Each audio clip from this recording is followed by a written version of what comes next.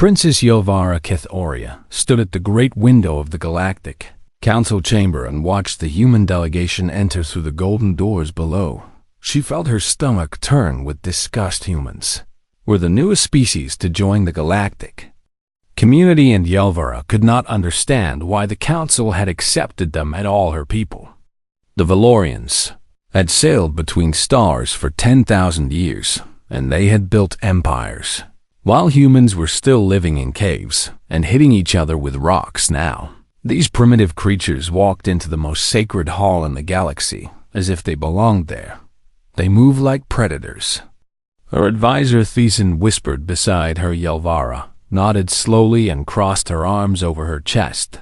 Human delegation consisted of 12 individuals, wearing simple black uniforms, and their leader was a woman with dark hair pulled back tightly from her face. Director Seo Minji was her name according to the briefing documents, and she was supposed to be one of humanity's finest diplomats. Yelvara thought she looked ordinary and unremarkable, and nothing special at all. The princess descended the curved staircase to take her place among the Valorian representatives, and she kept her face perfectly calm even though her heart beat with old anger. She remembered being a child of only 40 years when the news came to the palace her cousin Velith had died on the border world of Cash 7 during a conflict with human colonists, and they said the humans had used primitive projectile weapons that tore through Valorian armor like paper. Velith had been kind to her, and he had taught her to play the crystal flute, and he had promised to take her sailing among the moons of Dasara when she came of age. They, humans, took that promise away forever. Now Yelvara was 300 years old, and the hatred had never faded. Emperor Kethvin, her father, rose to formally welcome the human delegation, and his voice filled the chamber with ancient authority. Director Seo responded with careful words of gratitude and hope for cooperation between their peoples. When the formal speeches ended, the delegations mingled, and Director Seo approached Yelvara with her hand extended in the human greeting gesture. Princess Kethoria, the human woman said with a smile, "It is an honor to meet you, and I hope our peoples can become great friends." Yelvara looked at the extended hand as if it were covered in disease.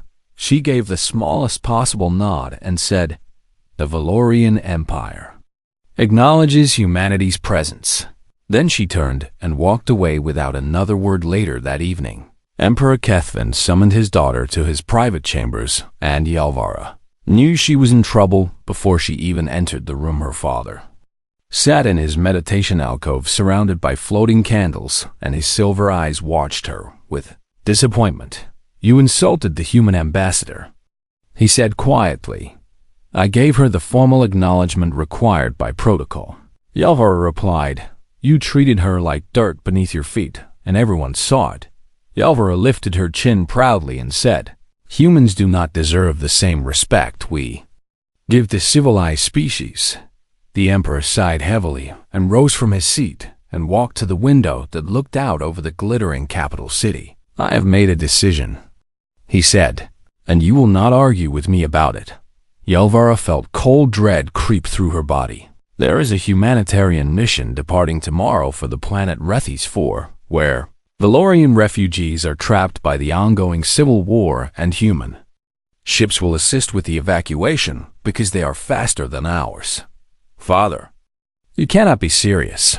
You will oversee our participation in this mission, and you will work alongside the human team, and you will learn to see them as partners rather than enemies.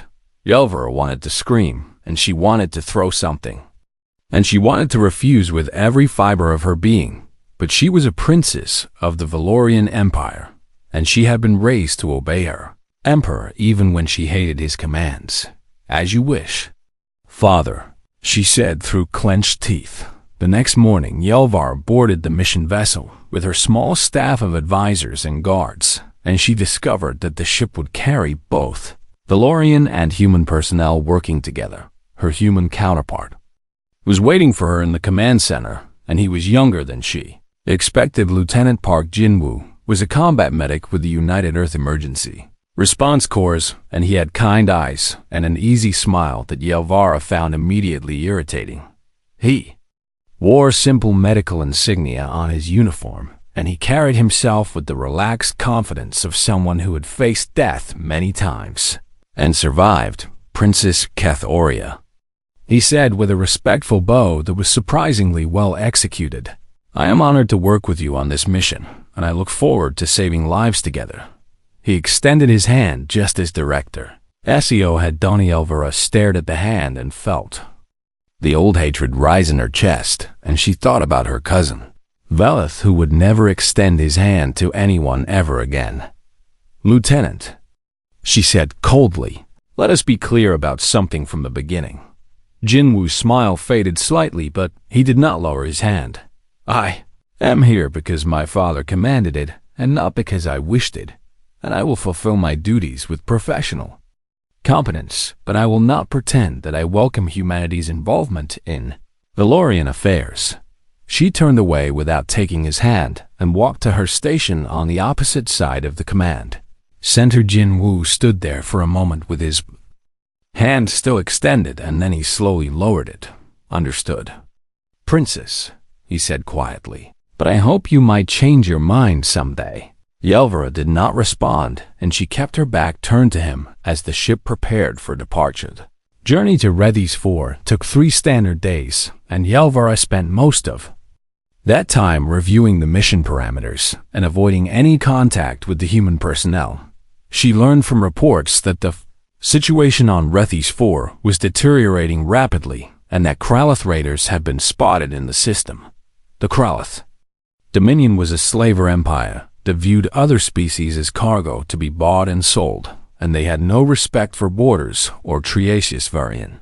Refugees trapped on Rethys 4 would be valuable prizes for Kralith slavers on the final day of travel.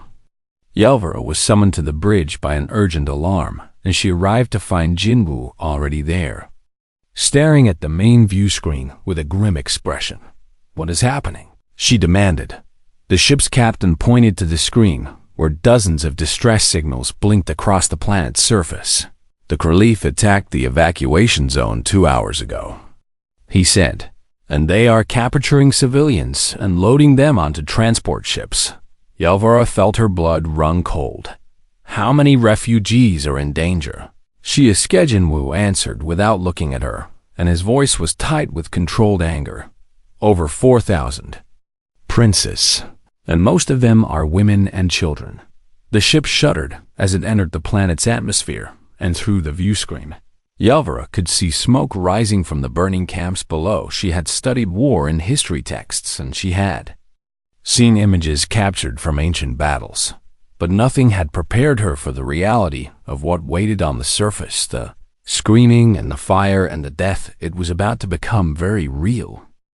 The transport ship touched down in the middle of chaos, and Yelvira stepped onto the surface of Rethys 4. Into a nightmare she could never have imagined. Smoke filled the air so thick she could barely see 20 meters ahead, and the sounds of screaming and weapons fire came from every direction. Valorian refugees ran past her in blind panic, and their faces were twisted with terror, and their clothes were torn and bloody. Kralith raiders moved through the burning camp like shadows, their massive forms towering over the fleeing civilians as they grabbed women and children and dragged them toward waiting slave transports.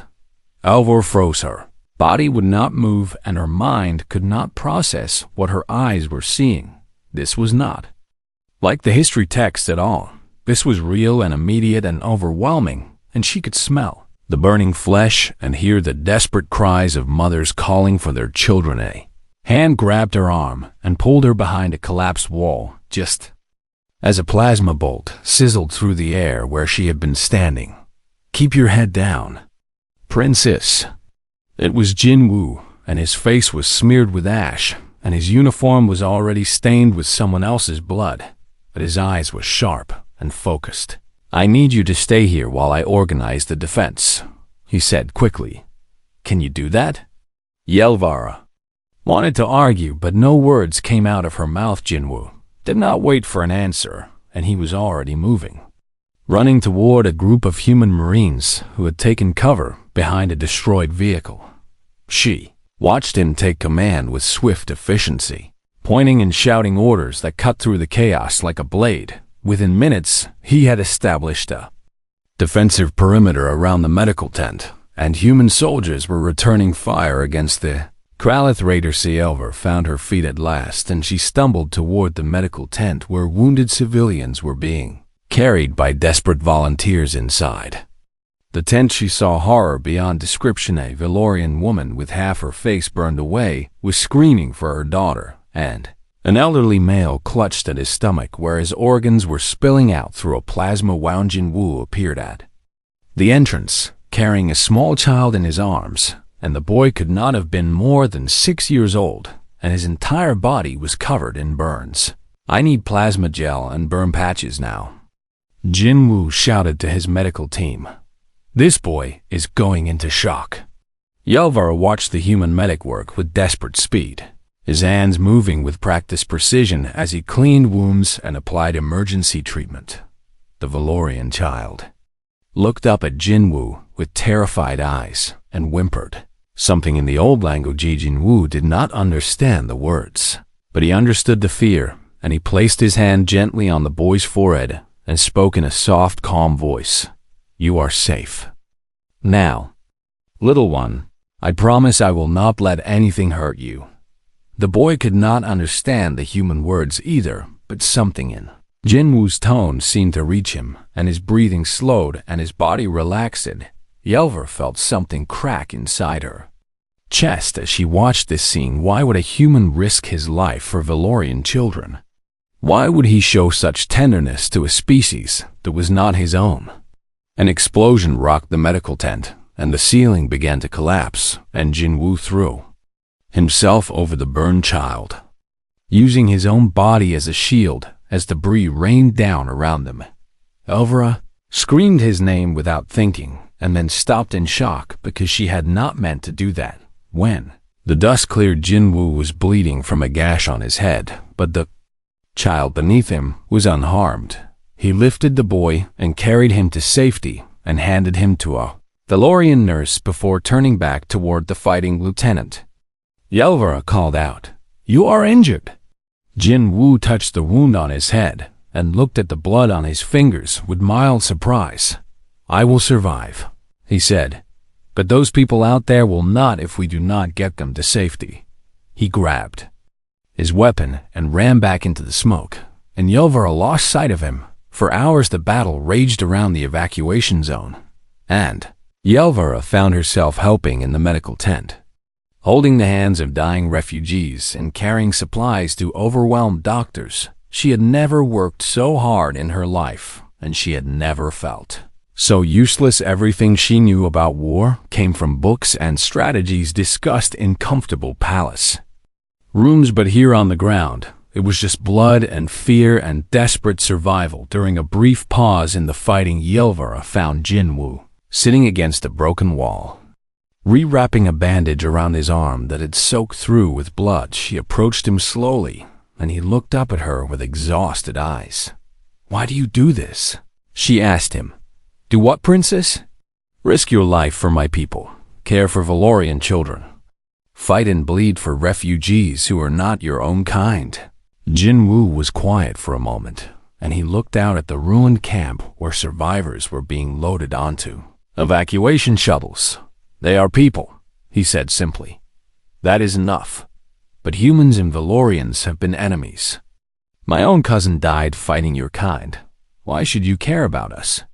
Jinwu met her eyes, and his gaze was steady and honest. "I cannot undo what happened to your cousin, princess, and I am truly sorry for your loss. But I can choose what I do right now in this moment. And right now there are children who need help, and it does not matter what species they are." Yelvira had no response to this. It was too simple and too direct, and it did not fit with anything she had been taught about humans. A Kralith assault team broke through the eastern perimeter, and plasma fire erupted around the medical tent. Jinwu pushed Yelvira to the ground and covered her with his body, just as a bolt screamed over their heads. She felt the heat of the blast and smelled burned fabric, and realized that Jinwu had taken a hit to his shoulder. "You are shot," she gasped. "Stay down," He growled through clenched teeth. Valorian guards finally arrived and drove back the Krayleith attackers, and the perimeter was secured once more. Jinwoo collapsed beside her, and his face was pale, and his breathing was shallow. "Medic!" Yelvara screamed. "I need a medic here now." She pressed her hands against his wound, feeling his warm blood flow between her fingers, and she did not understand why tears were forming in her eyes. Why did she care if this human lived or died? Why? Did her heart feel like it was being crushed in her chest? Jinwoo looked up at her and managed a weak smile. "Do not worry, Princess," he whispered. "Humans are harder to kill than you think." Then his eyes closed and he went still, and Yelvara felt a fear she had never known before. An elderly Valorian refugee knelt beside her as the medical team arrived to take Jinwoo away. "He saved my grandchildren," the old woman said. That human boy ran into fire to carry them to safety. Yelvara watched them load Jinwoo onto a stretcher and carry him toward the surgical unit. "They fight like us," the old woman continued. "No, they fight harder because they have no claws or scales or venom. Only their hearts and their courage." Yelvara stood alone in the smoke and ash, and she felt the foundations of everything she believed beginning to crack and crumble. She had hated humans her entire life, but now she stood outside the surgical unit and waited for news about one, and she could not explain why. Jinwoo opened his eyes 3 days after the surgery, and the first thing he saw was Princess Yelvara sitting in a chair beside his bed. She was asleep with her head resting against the wall, and there were dark circles under her eyes that suggested she had not rested properly in a long time. He tried to sit up and groaned at the pain in his shoulder, and the sound woke her instantly. "You are awake," she said, and her voice carried something that almost sounded like relief. "How long was I out?" he asked. 3 days, and the doctors said the plasma bolt damaged several major blood vessels, but they managed to repair them. Jinwoo nodded slowly and looked around the small medical room. "The evacuation?" he asked. "How many did we save?" "Over 2,000 have been transported to safety, but there are still hundreds scattered across the continent, and Kralith forces continue to hunt for them." Jinwoo immediately began pulling the monitoring cables from his chest and swinging his legs over the side of the bed. "What are you doing?" Yelvara demanded, getting back to work. "You nearly died 3 days ago, and people are still dying right now, Princess, so I do not have time to lie in bed."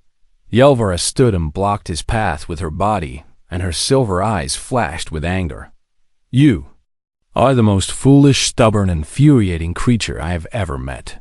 Jinwoo smiled at her despite the pain and said, "Thank you. That was not a compliment." "I know, but I will take it as one anyway." He stood up slowly and his legs trembled, but they held his weight, and he took a careful step forward. Yelvara did not move out of his way. "If you collapse and die, it will create a diplomatic incident," she said. "Then I will try not to collapse." They stared at each other for a long moment, and neither one was willing to back down. Finally, Yelvara sighed heavily and stepped aside. "At least let me help you walk," she said. Jinwoo raised an eyebrow in surprise, but he did not refuse when she moved to his side and put her arm around his waist to support him. They walked together to the mobile command post where the rescue operations were being coordinated, and every human and Valorian soldier they passed looked at them with curious eyes. Over the following days they worked side by side as partner. Yelvara coordinated Valorian resources and supply lines, while Jinwoo led ground teams to rescue scattered refugee groups. She found herself watching him during briefings, studying the way he listened to reports and made decisions and never seemed to lose his calm focus. She noticed that she was giving orders that specifically kept him away from the most dangerous missions. When she caught herself doing this, she felt confused and embarrassed and angry at her own weakness. One night after a particularly difficult day, Jinwoo found her sitting alone outside the command tent and staring up at the unfamiliar stars. "May I join you?" he asked. Yelvara nodded without speaking, and he sat down beside her on the cold ground. "I brought food," he said, and he handed her a ration packet. "I noticed you did not eat at dinner. I was not hungry. You still need to eat, princess. You cannot help anyone if you collapse from exhaustion." She took the ration packet and opened it slowly, and they ate together in comfortable silence. After a while, Jinwoo asked, "What was your cousin like, the one who died?" Yelvara was surprised by the question, and she felt the old pain rise in her chest. "His name was Velith," she said quietly, "and he was kind and gentle, and he loved music. He played the crystal flute more beautifully than anyone I have ever heard. He sounds wonderful. He was. He promised to take me sailing among the moons when I came of age, but he died before that could happen."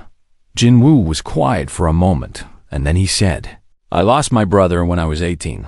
He was a firefighter, and he died saving a family from a burning building." Yelvara looked at him with new understanding.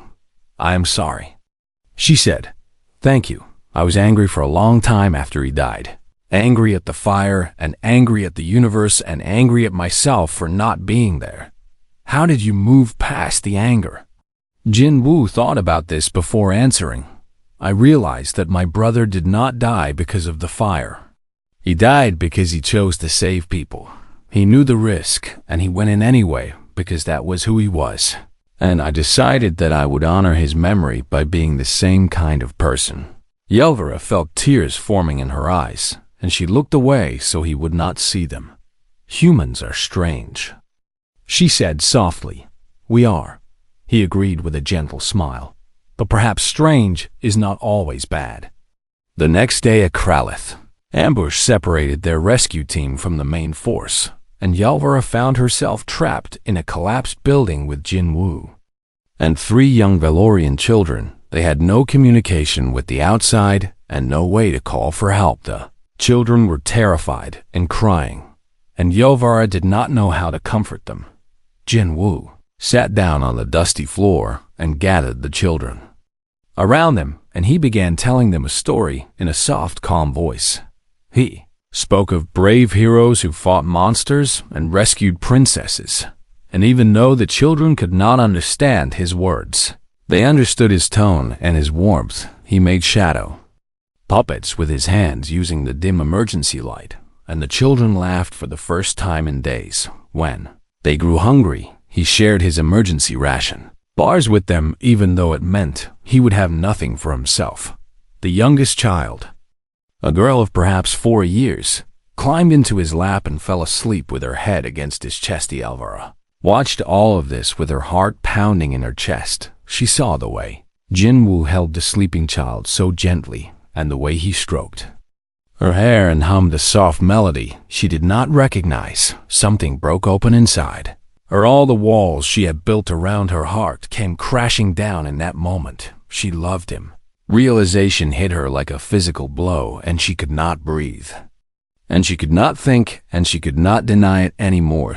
She loved this foolish, stubborn, impossible human. She loved his kindness and his courage and his gentle heart. She loved the way he smiled and the way he never gave up and the way he saw all beings as worthy of compassion. Everything she had been taught said this was wrong. Humans were inferior and short-lived and unworthy of Valorian affection, but her heart no longer cared what she had been taught. Rescue finally came after 6 hours, and as they emerged from the rubble, Jinwoo stumbled from exhaustion and hunger. Yelvara caught him before he could fall, and she held him upright against her body. Their eyes met, and something passed between them that needed no words. "Thank you," she whispered. "For what?" "For showing me who you really are." Jinwoo smiled, that warm, easy smile that made her heart ache. "You saved me too, princess. You just do not know it yet." That night, alone in her quarters, Yelvara looked at her reflection. In the mirror, she was a princess of the Valorian Empire, and she was falling in love with a human. Her people would never accept it. Their father might disown her. The galaxy itself might condemn her. But as she thought about Jinwoo's smile and his gentle hands and his brave, foolish heart, she knew that none of that mattered. Some things were worth any price. The Kralith War fleet arrived, 3 days ahead of schedule, and suddenly the desperate evacuation became a race against total annihilation. Intelligence reports showed 47 warships converging on Rethys 4 with enough firepower to reduce the entire continent to ash. The evacuation was 80% complete, but there was still one refugee group stranded in the mountain region 40 kilometers north of the main camp. 33 children and 7 elderly caretakers waited in a hidden shelter. With no way to reach safety on their own, someone would have to lead a ground team to rescue them, while Kralith forces controlled the airspace and patrolled every route. Everyone in the command tent knew what this meant. It was a suicide mission. "I will go," Jinwoo said before anyone else could speak. Yelvara felt her blood turn to ice in her veins. "Absolutely not," she said. "Those are children out there. Princess, I will not leave them to die." "Then send someone else." Jinwoo looked at her with calm, steady eyes and said, "I am the best person for this mission, and you know it." Yelvara stood up from her chair so quickly that it crashed to the floor behind her. "I invoke diplomatic authority," she declared. "As representative of the Valorian Empire, I am ordering you to stand down." The room went silent, and every eye turned to watch this confrontation between the princess and the human medic. Jinwoo did not flinch, and he did not look away. With respect, "Princess, this is not a diplomatic matter. This is a military rescue operation, and those children need help now. I will not let you throw your life away.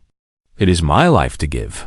Yelvara wanted to scream at him, and she wanted to shake him until he understood, and she wanted to kiss him and beg him not to go, but she could not say any of those things in front of all these people. Jinwoo walked toward the door, and Yelvara made a decision. That would change everything.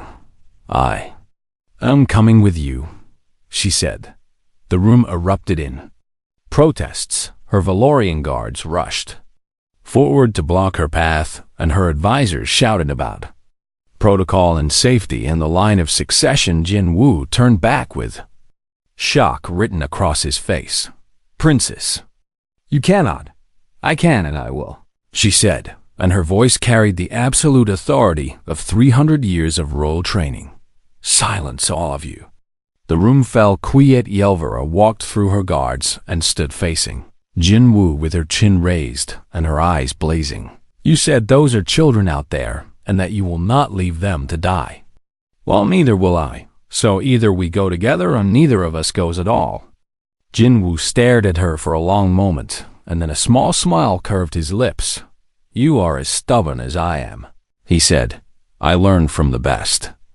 The rescue team departed within the hour, and it consisted of 12 human marines, 8 Valorian soldiers. Jinwoo and Princess Yelvara moved through the burning landscape like ghosts, avoiding Kralith patrols and navigating around destroyed bridges and collapsed roads. The journey that should have taken 2 hours took 5 because of all the obstacles. When they finally reached the mountain shelter, they found the children huddled in darkness and the elderly caretakers standing guard with nothing but kitchen knives and farming tools. "We are here to take you home," Jinwoo said gently, and the children began to cry with relief. Loading the refugees onto transport stretchers took precious time, and Kralith scouts had spotted their position and reinforcements were incoming.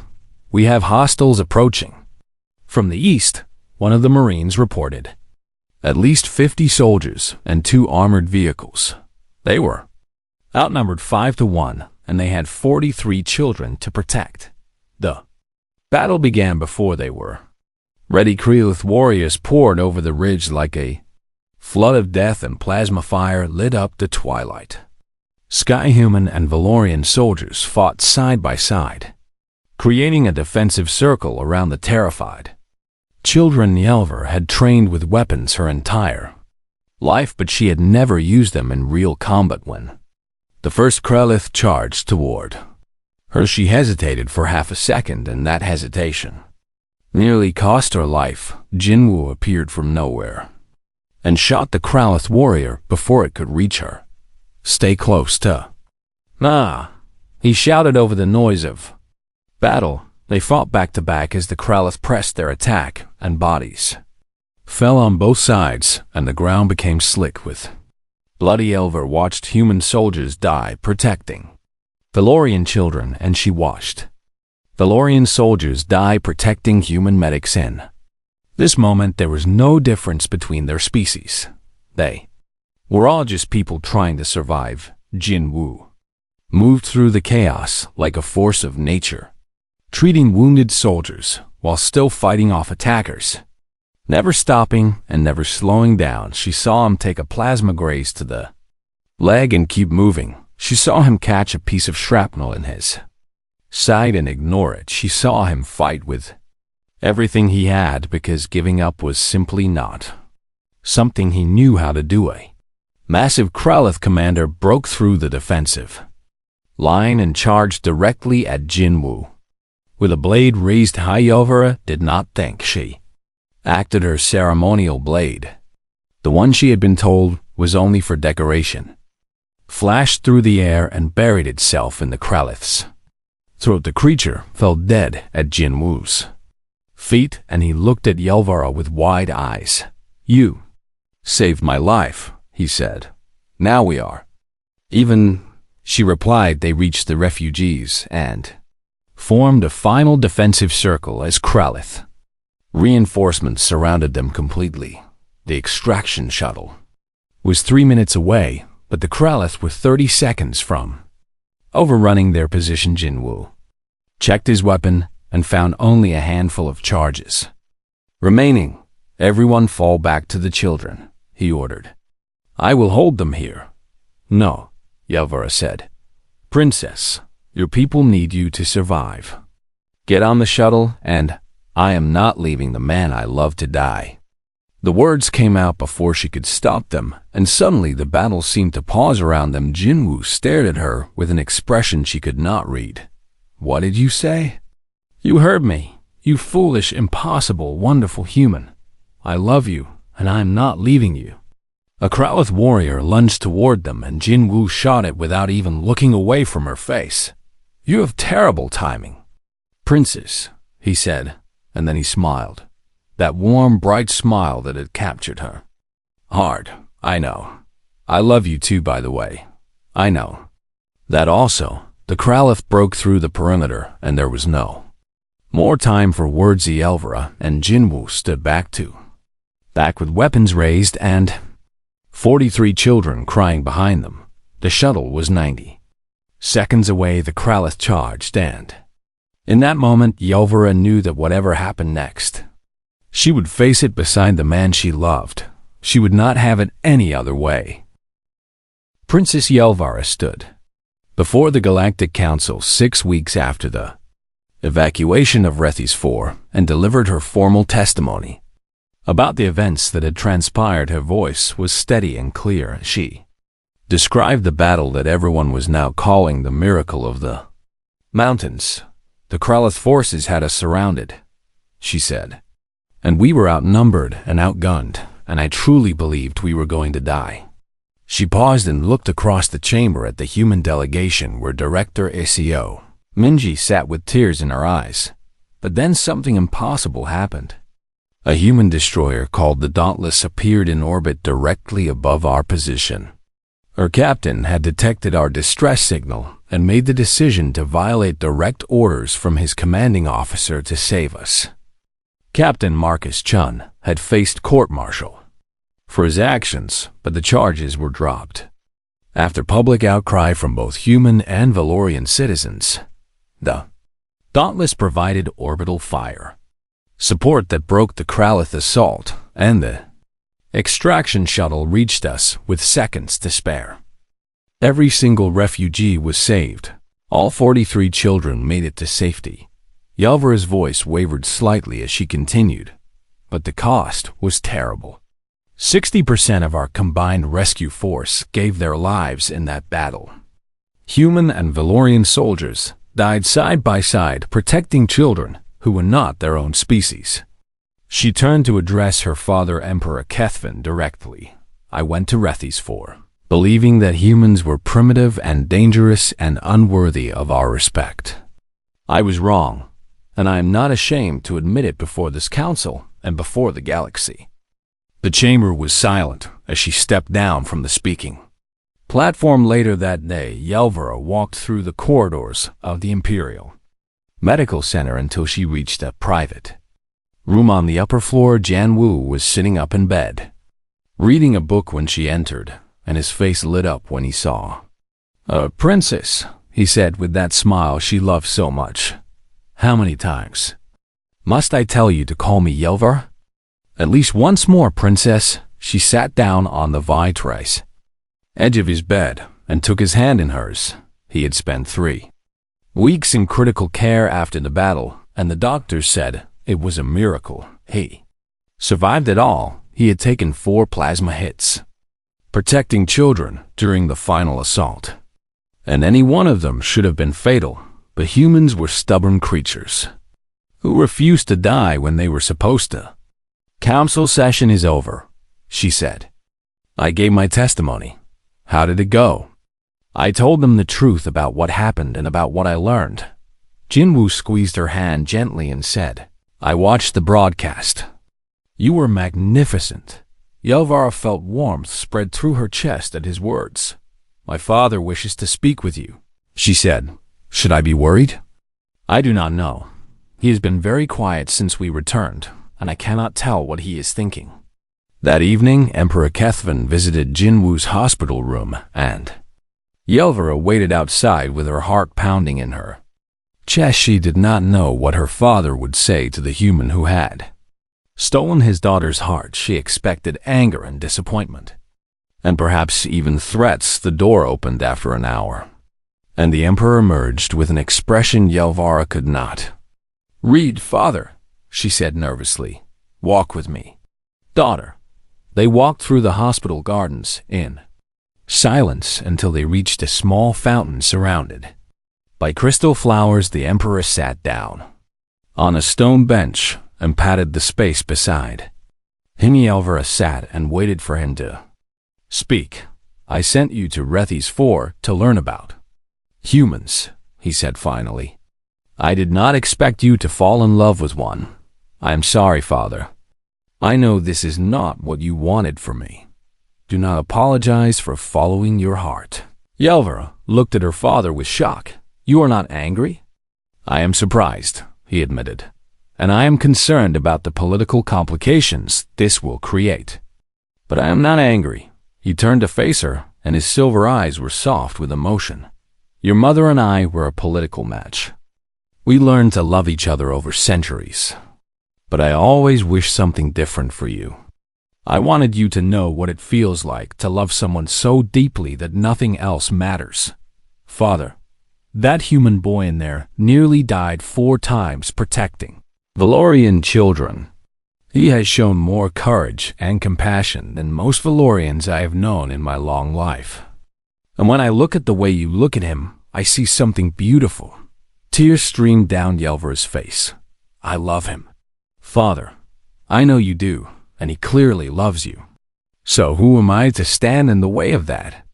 2 weeks later, Jinwoo stood in the grand hall of the Imperial Palace and received the Kethvaran Star, the highest civilian honor in the Valorian Empire. He was the first human in history to receive this award. The ceremony was formal and ancient and conducted in the old language that Jinwoo could not understand, but when Yelvara stepped forward to place the medal on his chest, he understood everything that mattered.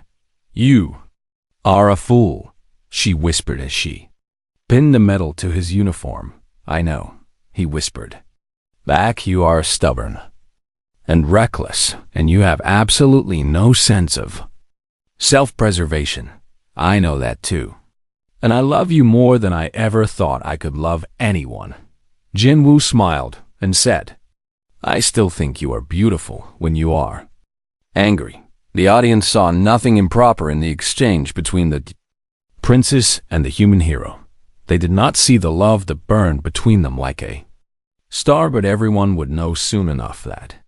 Knight Yelvara stood alone in her chambers and looked out at the moons rising over the Sara Prime. She thought about everything that had happened since that day in the council chamber when she had refused to shake Director Seos.